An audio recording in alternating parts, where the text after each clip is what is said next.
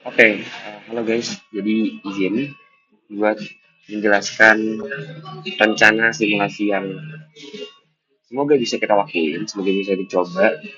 Apalagi kalau misalkan tujuan kita buat apa namanya conference kemarin. Kalau misalkan bisa kita modelkan simulasinya, dapat hasilnya maka itu luar biasa banget gitu kan. Oke, jadi yang paling pertama ini sebenarnya typo ya, ini bukan NHLK, ini NHLA gitu ya. Apa nanopartikel hydrogel laser ablation gitu kan. Oke, jadi intinya adalah gini. Kita rencananya adalah gini. Ini acuan jurnal acuannya dengan menggunakan yang kemarin LITT ya, laser interventional thermotherapy. Ini adalah salah satu clinical treatment buat mengatasi deep brain tumor.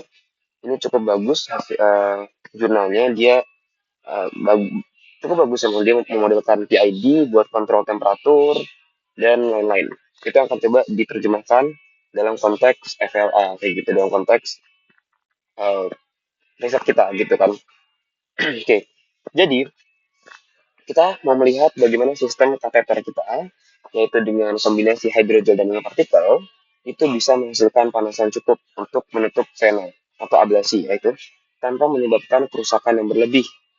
Artinya, berarti apa kita mau ketahuin? Sebenarnya kita kan ada banyak sekali ya, banyak sekali hal-hal kompleks dalam satu sistem ini. Misalkan apakah dia biokompatibel, apakah dia toksik, apakah nanopartikel itu bisa menyebabkan toksisitas. Itu kan suatu hal yang emang benar perlu dipertimbangin. Kemudian juga waktu treatment berapa lama tarikan itu adalah hal yang perlu dipertimbangkan. Tetapi untuk hal yang paling sederhana adalah membuktikan terlebih dahulu bahwasannya panas yang kita bisa ciptakan ini benar-benar baik dalam konteks berhasil menghasilkan panas yang cukup untuk menutup vena tadi. Oke, artinya kita mau mengetahui bagaimana kombinasi dari kedua hal tersebut benar-benar bisa meningkatkan penyerapan energi laser lebih efisien. Itu akan coba dimodelkan. Ya, kemudian yang kedua, bagaimana panas itu menyebar di dalam dinding vena dan jaringan sekitarnya ini ya.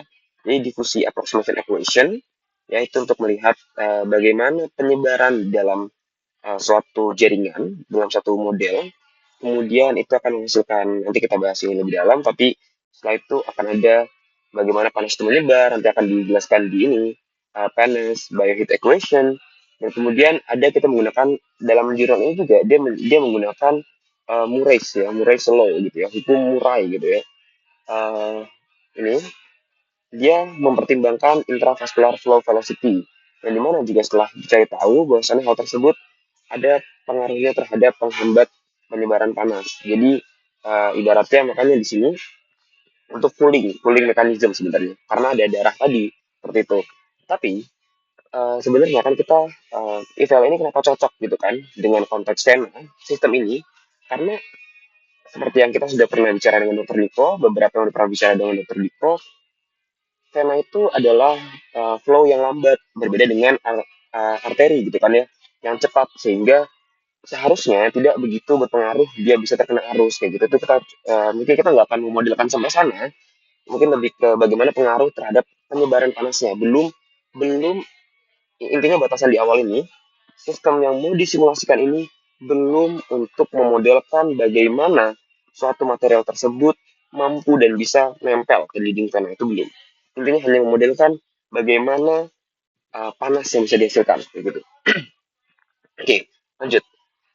Ya, yang paling penting itu ini yang menjadi tanda sukses dan enggaknya ablasi kita gitu kan adalah apakah eh, suhu yang tercapai itu cukup untuk terjadi denaturasi kolagen atau apa menggunakan ini ya Arrhenius equation itu. Oke, kita langsung coba membahas ya dari pertama ini. Jadi secara garis kasarannya kayak gini. Secara kasarannya itu ada ini ya, ada laser power input, optical diffusion untuk kita melihat bagaimana penyebaran cahaya di hydrogel dan dinding vena. Kita hasilkan itu hasilnya adalah heat source ya, ini adalah Q optik ya, yang akan dimasukkan nilai ini atau disebutnya juga Q triple prime gitu kan. Kalau di karena sudah Q triple prime kita akan masukkan ke model tersebut untuk melihat simulasi kenaikan di tiap-tiap bagiannya untuk melihat gitu. Baru ada tambahkan pengaruh aliran darah, baru ada hitung hitung Arrhenius equation kayak gitu. Oke, kita masuk ke bagian yang pertama, diffuse aproksimasi. Sebenarnya di jurnal ini dia jelasin ini ya nih, ini in the LITT simulation process, light enter the tissue due to scattering, ya, to form the angle of diffuse light approximation into an isotropic state. Kemudian juga dia mengkalkulasi dengan menggunakan diffuse approximation, ini ya, yang ini, itu untuk melihat bagaimana sih arah dan sebaran cahaya laser gitu. Jadi intinya laser itu kan dari ujung kateter, bukan suatu cahaya garis lurus saja gitu.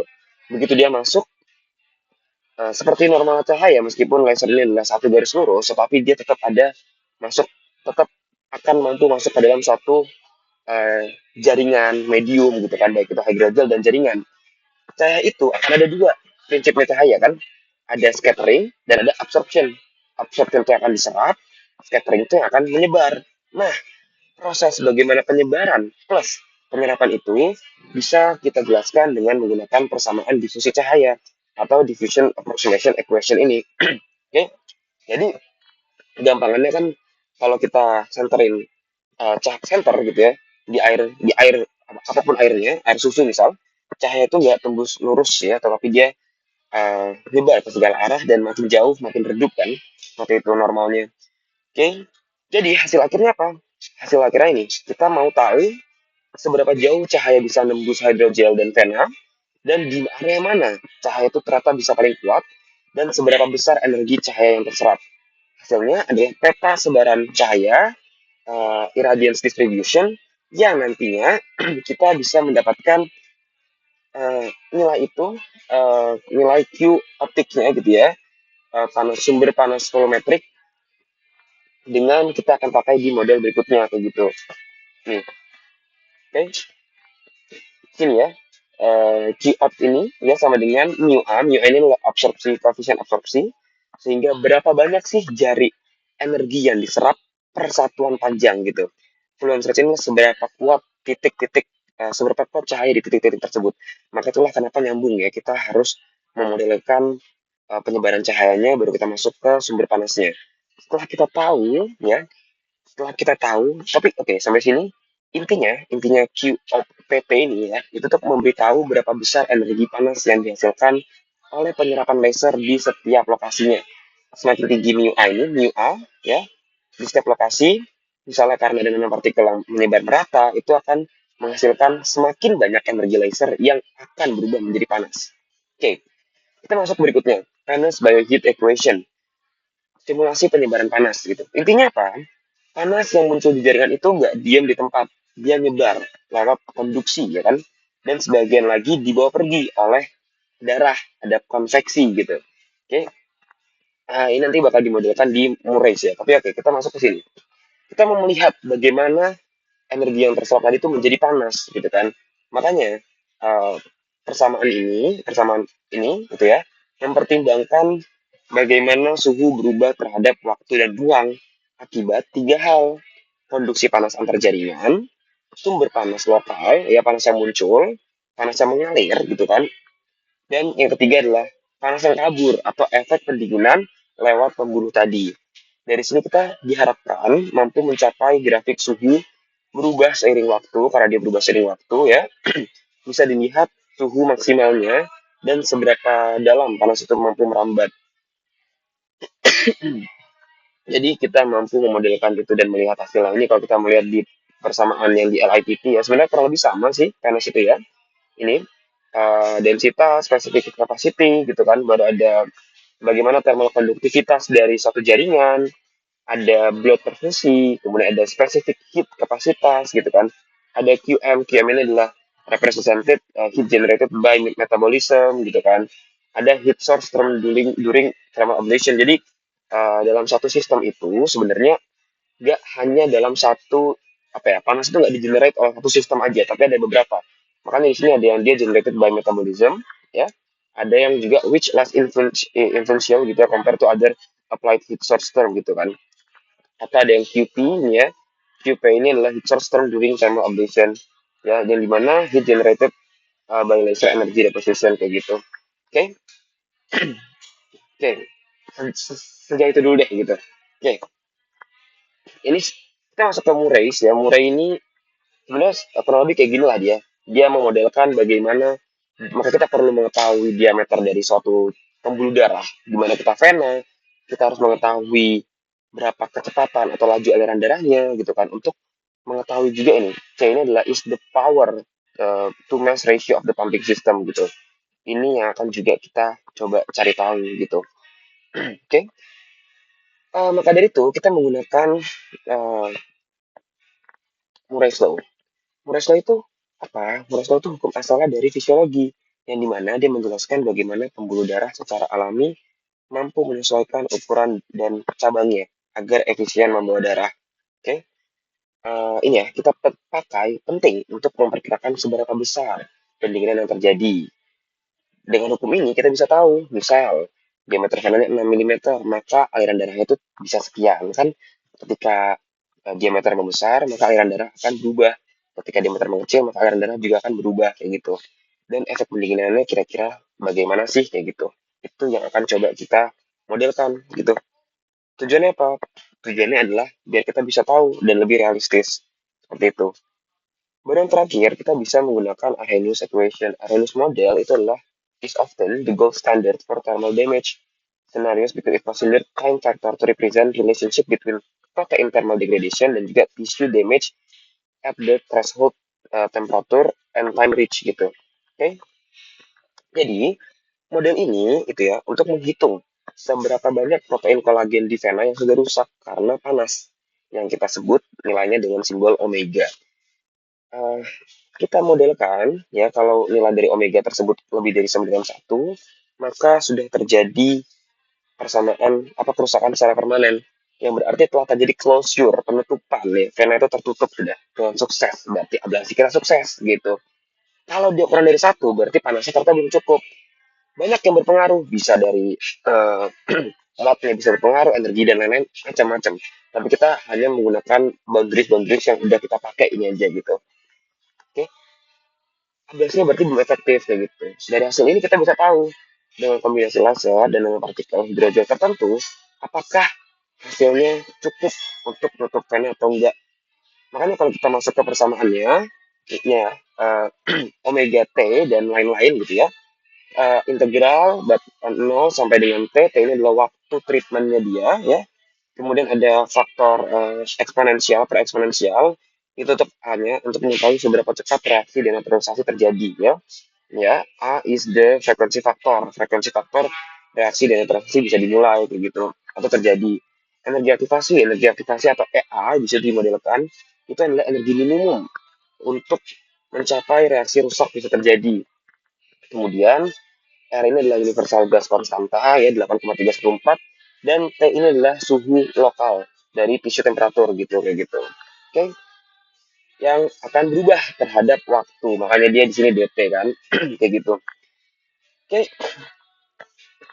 oke, jadi mungkin itu sederhananya seperti itu.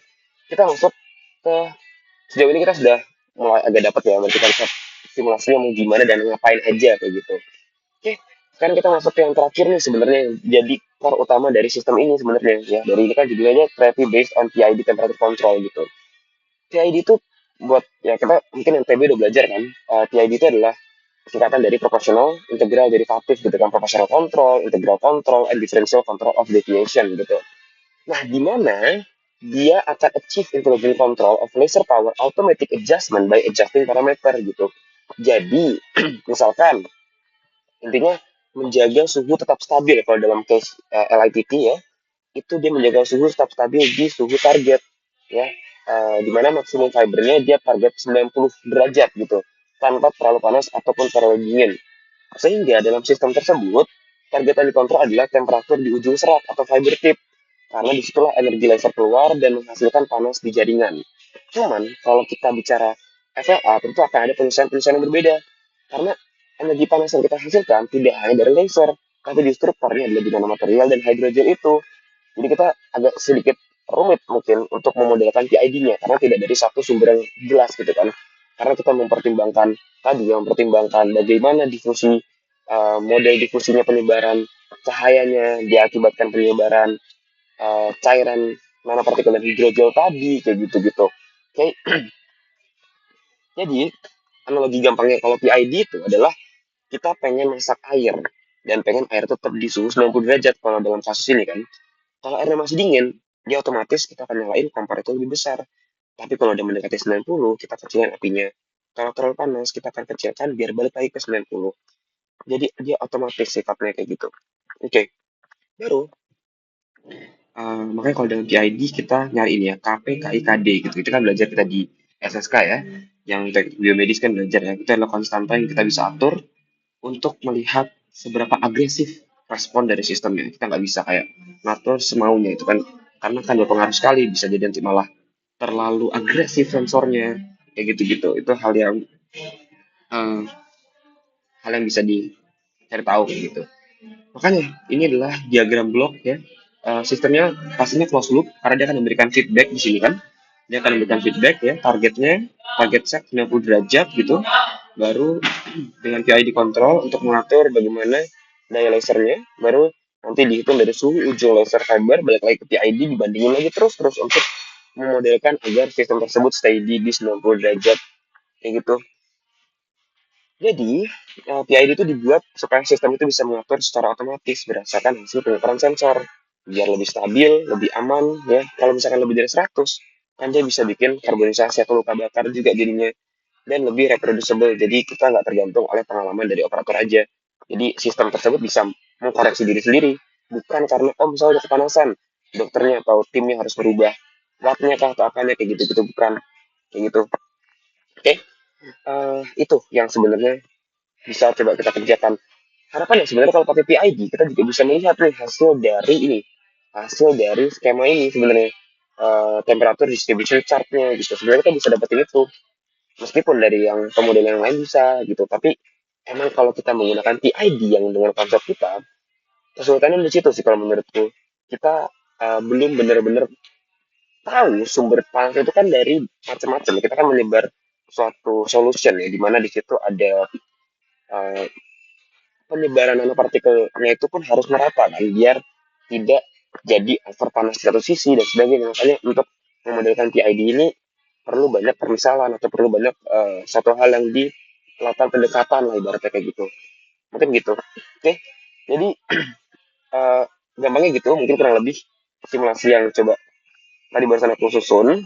Menurut kalian kayak gimana? Apakah sebatas itu dulu? Kalau menurutku mungkin sebatas itu dulu, karena di sini benar-benar purely hanya memodelkan bagaimana sistem ini bisa menghasilkan panas yang cukup, bisa menghasilkan sekian panas, ya. Jadi simulasi ini bukan lebih, intinya gini, kita simulasi ini bukan tujuannya menghasilkan presisi 0,01 Celcius panasnya gitu. Enggak gitu juga. Tapi lebih ke ngasih kita sense atau pemahaman bahwasannya ketika tadi ya, mu A ini adalah absorptionnya, mana tadi mu A? Mu A itu mana tadi ya? Mu A.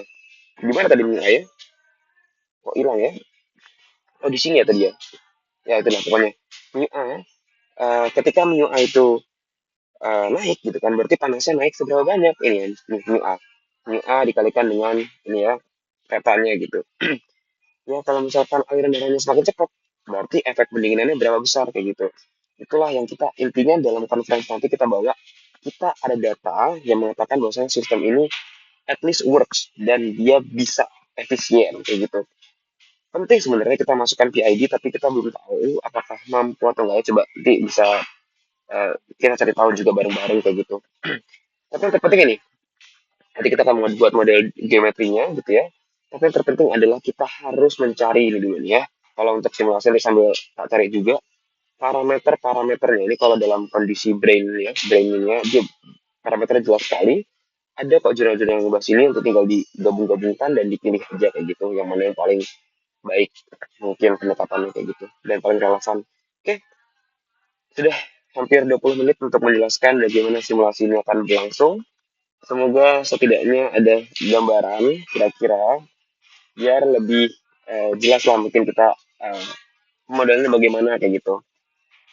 Dan ini bisa semua dimodelkan di konsol ya dalam satu software ya. Konsol finite element software kalau kita baca ya. And fiber on the ablation temperature during temperature field during laser ablation was investigated by using console finite element software kayak gitu. Itu bisa. Sebenarnya aku pengen nambahin memodelkan ini sih sebenarnya untuk mengetahui desainnya berarti, yaitu dengan cara memodelkan volume per volume per satu kali proses treatment gitu. Misalkan panjang channel yang kita akan treatment sekitar 6 mm gitu kan tadi ya. Berarti kita bisa tahu kan berarti volumenya berapa. Dari itu kita bisa mengetahui juga volume larutan yang kita perluin kayak gitu. Itu bisa untuk mengetahui gambaran desainnya, tapi itu kayaknya cukup kompleks dan terlalu kompleks dulu gitu kali ya. Mungkin itu dulu sih yang bisa coba tak sampaikan. Menurut teman-teman kayak gimana? Apakah ada yang kurang? Apakah ada kayak gimana? Sambil dicari bareng-bareng, nanti aku juga cari tahu gimana cara mengodelkan simulasi ini biar bisa secepatnya bisa dievaluasi lah hasilnya bareng-bareng kayak gitu. Oke, mungkin itu aja. Thank you guys.